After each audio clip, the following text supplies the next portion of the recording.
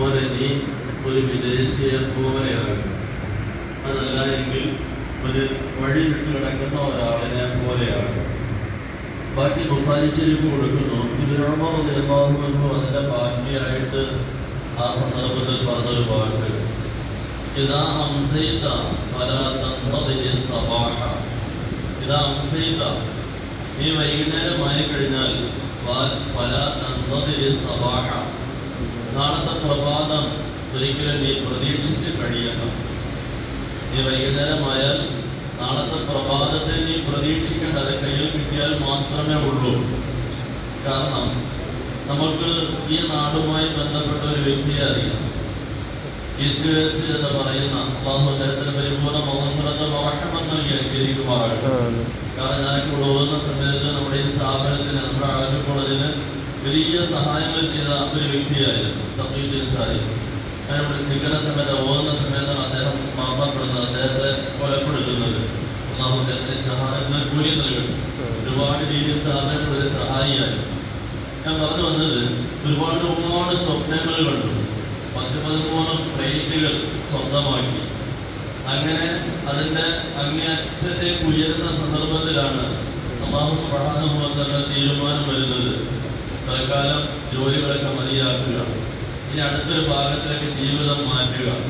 അതേപോലെ ആ സഹോദരനെ കൊണ്ടുപോയി ആ മനുഷ്യന്റെ ജീവിതത്തിൽ ചെയ്ത നന്മകളിൽ നിന്ന് ആസ്വദിക്കുന്നു. പക്ഷെ ആ സ്ഥാപനം പൂർണ്ണമായി കഴിഞ്ഞു, ഇനി ആർക്കുമില്ല. അത് ആലോചിച്ചോക്കുക, സ്വന്തമായി എത്രത്തോളം ഉയർന്നു. ഇതിനുള്ള മുതിർന്ന വാക്ക്, ഈ വൈകുന്നേരമായാൽ നാളത്തെ പ്രഭാതത്തെ നീ പ്രതീക്ഷിച്ച് കഴിയണ്ട, കയ്യിൽ കിട്ടിയ സമയം നിന്റേതാണ്. വരാനിരിക്കുന്നത് അത് കയ്യിൽ കിട്ടിയാൽ മാത്രമേ ഉള്ളൂ. അത് പരിപൂർണമായി നിനക്ക് പ്രയോജനപ്പെടുത്താമെന്നൊന്നും യാതൊരു ഉറപ്പും വേണ്ട. പക്ഷെ ഇപ്പൊ കയ്യിലിരിക്കുന്നത് നിന്റേതാണ്. അതിനെ എങ്ങനെയൊക്കെ പ്രയോജനപ്പെടുത്താൻ ഒക്കുമോ അങ്ങനെയെല്ലാം പ്രയോജനപ്പെടുത്തണം. വീണ്ടും പറഞ്ഞു, നീ രാവിലെ ആയി കഴിഞ്ഞാൽ ഒരു വൈകുന്നേരം വരെ എത്തും എന്നുള്ള പ്രതീക്ഷ നിനക്ക് വേണ്ട. ഇപ്പൊ നമ്മൾ അൽഹംദുലില്ലാഹ് സുബ്ഹിലാണ്, പ്രഭാതത്തിലാണ്. ഇത് നമുക്ക് നോമ്പ് മുറിക്കാം, യാതൊരു ഉറപ്പുമില്ല.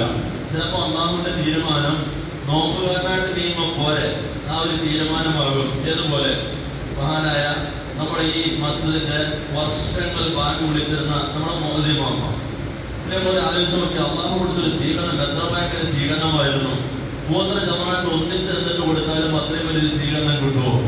നേരെ എന്നെ വിളിച്ചു, എങ്ങോട്ട് നീങ്ങോ പോരെ, ഒരുപാട് കാലം എന്റെ പള്ളിയിൽ ആൾക്കാരെ വിളിച്ചതല്ലേ, ഇങ്ങ് പോരെ എന്ന് വിളിച്ചു.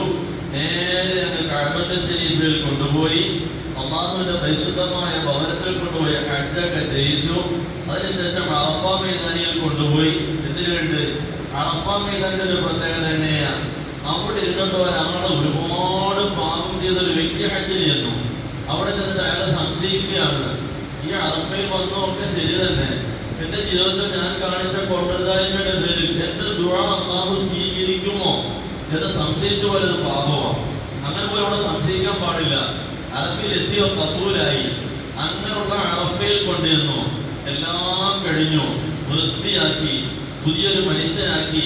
എത്രത്തോളം ഉമ്മ പ്രസവിച്ച ദിവസത്തിലെ കുഞ്ഞിനെ പോലെ എന്ന് പറയുന്ന ആ ഒരു അവസ്ഥയിലേക്ക് എത്തിക്കഴിഞ്ഞാൽ പറഞ്ഞു, ഇനി അഴുക്കാക്കണ്ട, ഇങ്ങ് കൊണ്ടുപോലെ, ഇനി അഴുക്കാക്കണ്ട, ഇങ്ങ് കൊണ്ടുപോലെ. നേരെ അവിടുന്ന് വിളിച്ചു, പ്രിയമുള്ളവരെ, ആ ഇഹ്റാമിൽ നിന്ന് തഹല്ലുലാകുന്നതിന് മുമ്പ് അതിന് പറ്റുന്ന സ്വസ്ഥമായ ഒരിടം, ഒരു രാജകീയ ഇടം കൊടുത്ത് അള്ളാഹു അവിടുന്ന് ആദരിച്ചിരിക്കുന്നു.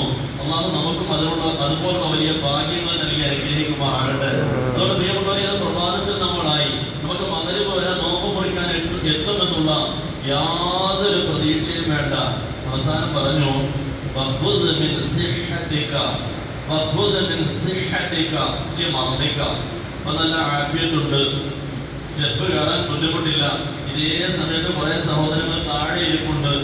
അവർ പറയുന്നു, ഞങ്ങൾക്ക് സ്റ്റെപ്പ് കയറാൻ ഒക്കില്ല, ആരോഗ്യത്തിന്റെ അവസ്ഥ കഴിഞ്ഞു. നല്ല ചെറുപ്പക്കാർ ചിലരുണ്ട്, ചില പ്രത്യേക അസുഖങ്ങൾ വന്നിട്ട് ഇപ്പൊ എനിക്ക് മുകളിലോട്ട് കയറാൻ പാടാണ് എന്ന് പറഞ്ഞിരിക്കുന്നവർ, നമ്മളവരെ കിട്ടിയ ആരോഗ്യം മുതലാക്കണേ. വലിയ താമസമില്ലാതൊക്കെ ഇങ്ങ് പോകും, നമ്മുടെ ജോയിന്റിന്റെ ബലങ്ങളൊക്കെ തീരും, അത് പിന്നെ ആകെ വേദനയിലാകും. പിന്നെ നമുക്കത് ഒന്നും ചെയ്യാനൊക്കില്ല. പിന്നെ നമ്മൾ വരുമ്പോൾ ഒരു കസേര വേണം. ആലോചിച്ച് നോക്കാം, നമ്മൾ എത്ര വാഹട്ടായി തറയിൽ സുജൂദ് ചെയ്തു. ഇതുപോലെ സുജൂദ് ചെയ്യാൻ കൊലിക്കുന്ന എത്ര പേർ നമ്മുടെ സൈഡിൽ ഇരിപ്പുണ്ട്. അവർ പറഞ്ഞ വലിയ കൊലിയാണ്. പരിശുദ്ധ റമദാനുമായി സുജൂദ് ചെയ്യണമെന്ന്. പക്ഷെ എന്ത് ചെയ്യാനാ, സുജൂദ് ചെയ്താൽ എനിക്ക് തിരിച്ചുയരാൻ ഒക്കില്ല. ആഫിയത്തിന്റെ കാലം കഴിഞ്ഞു. അള്ളാഹുവിന്റെ ഏറ്റവും പ്രിയപ്പെട്ട ഒരു അടിമ അബ്ദുല്ലാഹ് ഇബ്നു ഉമർ റളിയല്ലാഹു അൻഹുമാ പറയുകയാണ്, ആരോഗ്യം എന്ന് നിലനിൽക്കില്ല, ഏത് സമയവും അത് തിരിച്ചെടുക്കും. അതുകൊണ്ട് നിന്റെ ആരോഗ്യത്തിൽ നിന്ന് നീ പരിപൂർണമായി നിന്റെ രോഗത്തിന്റെ അവസ്ഥയ്ക്ക് വേണ്ടി ഒട്ടും സമ്പാദിച്ച് ഇപ്പോഴേ വെക്കണേ. രോഗം വന്നിട്ട് പിന്നെ നിനക്കൊന്ന് പള്ളിയിൽ വരാം, സുബഹിക്ക് പിന്നെ പള്ളിയിൽ വരാം, നടക്കില്ല. പിന്നെ നമ്മൾ പറയുന്നത് എന്ത് ചെയ്യാനാ, എനിക്ക് പള്ളിയിൽ വരുന്ന മക്കളില്ല, എനിക്ക് പള്ളിയിൽ വരുന്ന കൊച്ചുമക്കളില്ല, പിന്നെ അങ്ങോട്ടൊന്നും കൊണ്ടുവരാൻ ആരുമില്ല. അവസാനം കിടപ്പിൽ കിടന്ന് എങ്ങനെയോ ഒപ്പിച്ച് വിടേണ്ടി വരും. ആരോഗ്യമുള്ള സമയം മുതലാക്കണേ രോഗത്തിന് വേണ്ടി. അതുപോലെ വീണ്ടും പറഞ്ഞു,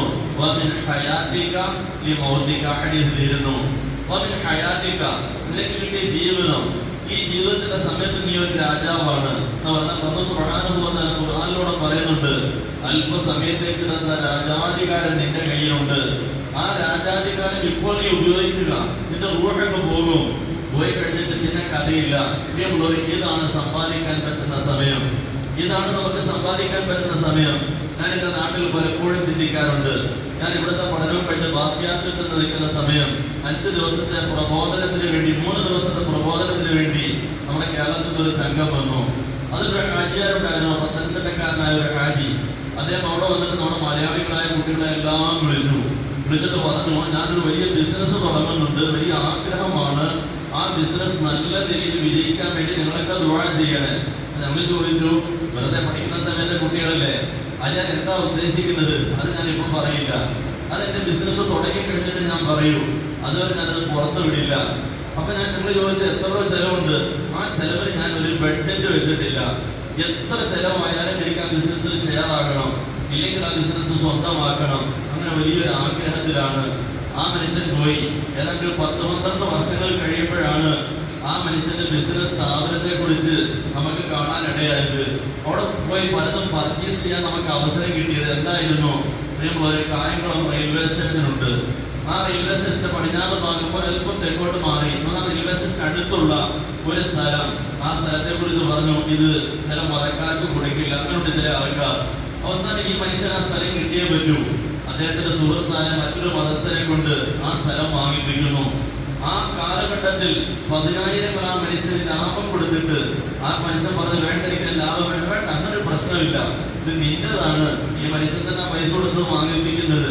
അവസാനം അഡീഷണൽ ലാഭം കൊടുത്തിട്ട് ആ സ്ഥലം സ്വന്തമാക്കി. ഇന്ന് അവിടെ നിൽക്കുന്ന ഹമീദിയ മസ്ജിദ്, ആ പള്ളി ഈ മനുഷ്യൻ്റെതാണ്. ഇപ്പോഴാണ് നമ്മൾ അറിയുന്നത് ഇത്രയും വലിയൊരു ബിസിനസ് സ്ഥാപനം ഒരു ജുമാഅത്ത് മസ്ജിദാണ്. ആ മനുഷ്യന്റെ സ്വന്തം പൈസയാണ്, അതിനാരെയും ഷെയർ ആക്കിയിട്ടില്ല. എത്രയായി ആ മനുഷ്യൻ അതിൽ നിന്ന് വാരിക്കൊണ്ട് പോകുന്നത്. ഓരോ വക്തത്തിനും നമസ്കാരം നടക്കുന്നു, അവിടെ നിന്ന് മദ്രസ നടക്കുന്നു, എത്രയോ മനുഷ്യർ എഴുത്തിക്കാത്തിരിക്കുന്നു. റമദാനിലെ ഹാഫിളാണ് അവിടുത്തെ ഇമാമത്ത്. അതിന്റെ ചെലവിലുള്ള വകയെല്ലാം അദ്ദേഹം കണ്ട് വേറെ ശരിയായി കൊടുത്തു. അദ്ദേഹത്തിന് ഒരു ആഗ്രഹമേ ഉണ്ടായിരുന്നുള്ളൂ, എനിക്ക് ഞെളിഞ്ഞു കിടക്കണം. ആ മനുഷ്യൻ ഇന്ന് ഞെളിഞ്ഞു കിടക്കുന്നു. ഇവിടെ ഈ ഹമീദിയ മസ്ജിദിന്റെ തൊട്ട് ഫ്രണ്ടിൽ 2 ഖബറിന്റെ സ്ഥലം ഒഴിവാക്കിയിട്ടിരുന്നു. ഒന്ന് അദ്ദേഹത്തിന്റെ ഭാര്യ കിടക്കുന്നു, ഒന്ന് അദ്ദേഹം കിടക്കുന്നു. എന്തൊരു രാജകീയ ജീവിതമാണ്! എത്രയാ മനുഷ്യൻ ഇന്ന് സമ്പാദിക്കുന്നത്? പ്രിയമുള്ളവരെ, നമുക്ക് പറയാൻ സാധിക്കും, നല്ലൊരു വീടുണ്ട്, നല്ലൊരു വണ്ടിയുണ്ട്, വരുമാനത്തിന് വഴിയുണ്ട്, എന്റെ കാറ്റ് പോയാലും എന്റെ ഭാര്യ പട്ടിണി കിടക്കില്ല. അവിടെ ഓർത്താൻ അങ്ങനല്ലേ? എന്റെ കാറ്റ് പോയാലും എന്റെ ഭാര്യ പട്ടിണി കിടക്കില്ല. 14,000 രൂപ വാടക ഉണ്ടെന്ന് അവർക്കാക്കിയിട്ടുണ്ട്. പക്ഷെ നമ്മളെ തിരിഞ്ഞു നോക്കില്ല പലപ്പോഴും ആര്? നമ്മുടെ അനന്തരാവകാശികൾ. എന്റെ പ്രിയമുള്ള സഹോദരങ്ങളെ, മൂത്ര നിവാസികൾക്ക് ഒരു സുവർണ അവസരമുണ്ട്. മൂത്ര നിവാസികൾക്ക് ആർക്കും ഷെയർ ചേരാം. കുറഞ്ഞ ലാഭം 40 വർഷത്തേക്ക്. എന്ത്? ഒരു 6 ലക്ഷം രൂപ മതി നമ്മുടെ താഴെ തറയിടാനുള്ള ടൈലായിട്ടുണ്ട്. ബാക്കി കാര്യങ്ങൾ ഓരോരുത്തരും മനസ്സ് വെച്ച് നോക്കുക. നമ്മളൊക്കെ ഇങ്ങനെ ജീവിക്കും. ഈ ആരോഗ്യമുള്ള സമയത്ത് എന്തെങ്കിലും സമ്പാദിച്ചാൽ ഇൻഷാ അല്ലാഹ് ഈ ഹമീദ് ഹാജി പറഞ്ഞതുപോലെ മരിച്ചു കഴിയുമ്പോൾ നമുക്ക് അവിടെ പോയി എന്ത് ചെയ്യാൻ? ഞെളിഞ്ഞ് കിടക്കാം. നമ്മുടെ അബൂസാഹിബ് ഉസ്താദിന്റെ മോൻ ഇപ്പം 10 വർഷം പഠിച്ച സ്ഥാപനം. ഞാനാണ് ആ വിഷയത്തിൽ ചോദിക്കുന്നത്, ഡോക്ടർ സാഹിബ് ഒരു 10 സെന്റ് സ്ഥലം തരുമോ? അതല്ലെങ്കിൽ ആ ഒരു തൈക്കാവിൽ ഇപ്പോൾ അധികം തരുമോ? ആ മനുഷ്യൻ ഉടൻ പറഞ്ഞ വാക്കറിയോ? സ്റ്റാർ ഹോസ്പിറ്റലിലെ മുതലാളി നൽകട്ടെ, സാർ എന്റെ വാപ്പ എൻ്റെ 19 സെന്റ് സ്ഥലമുണ്ട്, അത് തന്നേക്കാം. അതുപോലെ എഴുതി ഞങ്ങൾ കൊടുത്തു. പിന്നെ ഏതാണ്ട് 350 കുട്ടികൾ പഠിക്കുന്ന ഒരു ഉന്നതമായ സ്ഥാപനമാണ്. ആ മനുഷ്യനാ പോയി ഞെളിഞ്ഞ തമ്മിൽ കിടക്കുന്നത്. എത്ര വലിയ അഭിമാനത്തോടെ, എത്രയാ തന്റെ വരുമാനം. അല്ലാഹു മഗ്ഫിറത്ത് നൽകട്ടെ. പ്രിയമുള്ളവരെ, ഇതുപോലെ നമ്മൾ ഓരോരുത്തരും ചിന്തിക്കുക, നമുക്ക് വേണ്ടി എന്താ സമ്പാദിച്ചത്. നമുക്ക് പറയാം, ഞാൻ അവിടെ അതാക്കിയിട്ടുണ്ട്, ഇവിടെ ഇതാക്കിയിട്ടുണ്ട്, ഒരുപാട് പറയാം. പക്ഷെ നമുക്ക് വേണ്ടി നമ്മൾ എന്താക്കിയിട്ടുണ്ട് മനസ്സിൽ ചൊന്ന് ആലോചിച്ചാൽ ഇൻഷാ അല്ലാഹ് ചിലപ്പോൾ നമുക്കും നേടാം. എങ്ങനെ? ഇതുപോലെ ആരെങ്കിലുമൊക്കെ വന്നിരിക്കും, ഇതുപോലെ ഹാഫിൽ ഇങ്ങനെ റമദാനിൽ ഖുർആൻ ഖത്തം തീർക്കും. ഇതിന്റെ ഒക്കെ ഒരു കൂലി നമ്മളെ കബറിലേക്ക് കിട്ടിക്കൊണ്ടേയിരിക്കും. അല്ലാഹു നല്ല മനസ്സ് നൽകി അനുഗ്രഹിക്കുമാറാകട്ടെ.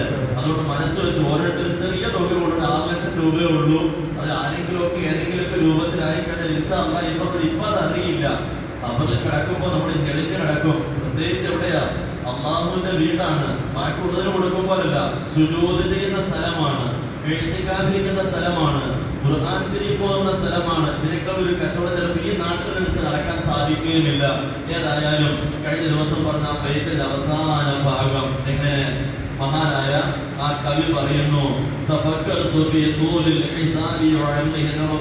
എവിടെയാണ്? ഇങ്ങനെ നാളെ കബറിൽ ചെല്ലുമ്പോ വലിയൊരു ഹിസാബുണ്ട്, വലിയൊരു ചോദ്യം ചെയ്യലുണ്ട്. ആ സമയത്ത് എന്റെ സ്ഥാനം എന്താകും? അന്ന് ഒരു കൂട്ടം ആൾക്കാരുണ്ട്. നമുക്കറിയാം, നമ്മുടെയൊക്കെ ചെറുപ്രായം, നമ്മുടെയൊക്കെ കുഞ്ഞു വരുമ്പം സ്ലേറ്റിന്റെ കാലം. എന്റെ കുഞ്ഞുങ്ങൾക്ക് സ്ലേറ്റ് അറിയില്ല. അന്ന് സ്ലേറ്റും പെൻസിലും ഉണ്ട്. ആ സ്ലേറ്റും പെൻസിലും കൂടാതെ ടീച്ചർമാർക്കൊക്കെ, സാറന്മാർക്ക് അത് ടീച്ചറും ഇല്ല, സാറാണ്. സാറിന്റെ കയ്യിൽ ചോക്കും ഉണ്ട്. ഇപ്പൊ അവർ എല്ലാവരും കണ്ടിട്ടുണ്ടാകും. പരീക്ഷ കഴിയുമ്പോൾ ആ സ്ലേറ്റിൽ 100ൽ 100 മാർക്ക് കിട്ടും. ആ കിട്ടുന്ന ആൾക്കാര് ഈ സ്ലേറ്റ് മാഞ്ഞു പോകുന്ന സാധനമാണ് ചോക്കോട്ട് എഴുതിയത്. പക്ഷെ ആ സ്ലേറ്റ് ഇങ്ങനെ പൊക്കി പിടിച്ചിട്ടായിരിക്കും നമ്മൾ വരുന്നത്. എന്തിന്? എനിക്ക് 100ൽ 100 മാർക്ക് കിട്ടിയെന്ന്. ഇങ്ങനെ നമുക്ക് മാർക്കുമായിട്ട് നാളെ പോകണം. അല്ലാഹു സുബ്ഹാനഹു വ തആല ഖുർആനിൽ പറയുന്നു, വഅമ്മാമൻ ഊതിയ കിതാബഹു ബിയമീനി ഫയഖൂലു ഹാഉഖ്റഊ കിതാബിയ. അല്ലാഹു ആ കൂട്ടത്തിൽ നമ്മളെ ഉൾപ്പെടുത്തുമാറാകട്ടെ. ഫഅമ്മാമൻ, ഒരു കൂട്ടം ആൾക്കാർ, ഊതിയ കിതാബഹു ബിയമീനി, അവർ എടുത്ത പണി, ആ പണിക്ക് പകരമായിട്ട് അവരുടെ കിതാബ് അവരുടെ വലത് കൈയിലേക്ക് കിട്ടി. വലത് കൈയിൽ കിതാബ് കിട്ടിയവർ എന്തായിരിക്കും അവരുടെ അവസ്ഥ? ഫയഖൂലു, അവരെങ്ങനെ പറഞ്ഞോടാൻ തുടങ്ങും, ജനങ്ങളെ എന്റെ കിതാബ് നിങ്ങളൊന്ന് നോക്കണേ, കാരണം അത് ഫുൾ മാർക്കാണ്, ഞാൻ ഒരുപാട് സമ്പാദിച്ചു എന്ന് പറയുന്ന ഒരു രംഗം ഒരു കൂട്ടം മനുഷ്യർക്ക് ഉണ്ടാകുമെന്ന്. പ്രിയമുള്ളവരെ, നമ്മൾ ഓരോരുത്തരും നമ്മുടെ ആഖിറത്തെ, നമ്മുടെ ഖബറിനെ നല്ലതുപോലെ ചിന്തിച്ചിട്ട് യാത്രയാകുക. മഹാനവർ അവസാനം പറഞ്ഞു വെച്ചത്, ജീവിതത്തിൽ ഒരുപാട് പാളിച്ചു വന്നു, ഒരുപാട് ലോട്ടറി ടിക്കറ്റ് ഞാൻ എടുത്തു. നമുക്ക് ചിലപ്പോൾ പറയാൻ പറ്റും, അല്ലാഹുവേ ഹറാമാണ്, 100% അറിയാം. പക്ഷെ എന്ത് ചെയ്യാനാ? ചില സമയത്തേക്കുള്ള ഒരു തോന്നല്, ആരും കാണാതെ അപ്പുറം ഇപ്പുറമൊക്കെ ഒന്ന് നോക്കും.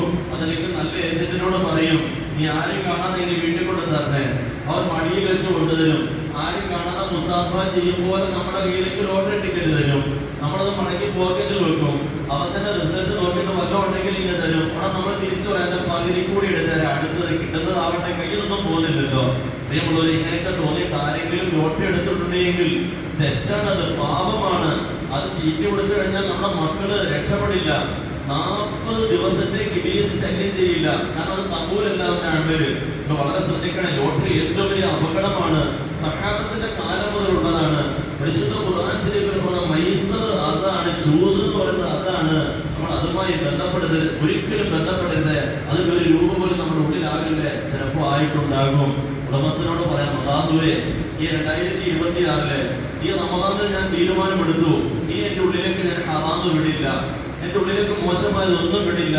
അതുകൊണ്ട് വലാകിൻ റജാഇ, ആ കവി പറയുകയാണ് അവസാനം, വലാകിൻ റജാഇ ഫീക റബ്ബി വഖാലിദി ബിഅന്നക തഅഫു യാ ഇലാഹി ഖതാഇയാ. എന്താ പറയുന്ന അവസാനം കൊണ്ടുവന്നിട്ട്, വലാകിൻ റജാഇ, ഞാൻ ഇങ്ങനെ ചെയ്യാൻ പറ്റുന്നതെല്ലാം ചെയ്ത് കൂട്ടി. പക്ഷെ ഇനി വലിയ താമസമില്ലാതെ എന്റെ യാത്രയുണ്ട്. ആ യാത്ര ചെയ്ത് നിന്റെ അടുക്കിലേക്ക് വരുമ്പോ എന്റെ ഈ ശരീരത്തെ ഞാൻ ഇവിടെ കളയും, ഇവിടെ ആരോടെടുത്ത് കുഴിച്ചു മൂടും. പക്ഷെ എന്റെ ആത്മാവ് നിന്റെ അടുക്കിലേക്ക് വരുമ്പോ എനിക്കൊരു പ്രതീക്ഷ മാത്രമേ ഉള്ളൂ. വലാകിൻ റജാഇ ഫീക റബ്ബി വഖാലിഖി, നീ എൻ്റെ റബ്ബാണ്, നീ എൻ്റെ സൃഷ്ടാവാണ്.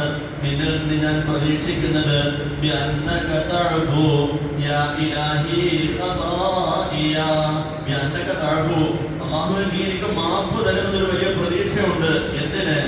യാ ഇലാഹി, എൻ്റെ ഇലാഹി ഖദാഇയ, എൻ്റെ തെറ്റുകളൊക്കെ. അതുകൊണ്ട് ഞാൻ ചെയ്ത തെറ്റ് ഓരോന്ന് നിന്റെ മുന്നിൽ ഞാൻ പറയുകയാണ് പടച്ചോനെ. ഒരു മനുഷ്യനോടും പറയരുത്. പ്രിയമുള്ളവരെ, സ്വസ്ഥമായ ഇടം കണ്ടെത്തുക. മഗ്ഫിറത്തിന്റെ 10 ഇന്ന് നമ്മൾ പ്രവേശിച്ചു. ഒന്നാമത്തെ നോമ്പിന് തീരാൻ പോവുകയാണ്. ഒന്നാമത്തെ നോമ്പ് തീരുമ്പോ നമ്മൾ ഓരോരുത്തരും അല്ലാഹുവിന്റെ മുമ്പിൽ നല്ലതുപോലെ ഒന്ന് കരഞ്ഞു പറയണേ, ചെയ്ത സകലതും എന്തോ ആകട്ടെ. വ്യഭിചരിച്ചിട്ടുണ്ട്, വിഷമിക്കണ്ട. മദ്യപിച്ചിട്ടുണ്ട്, വിഷമിക്കണ്ട.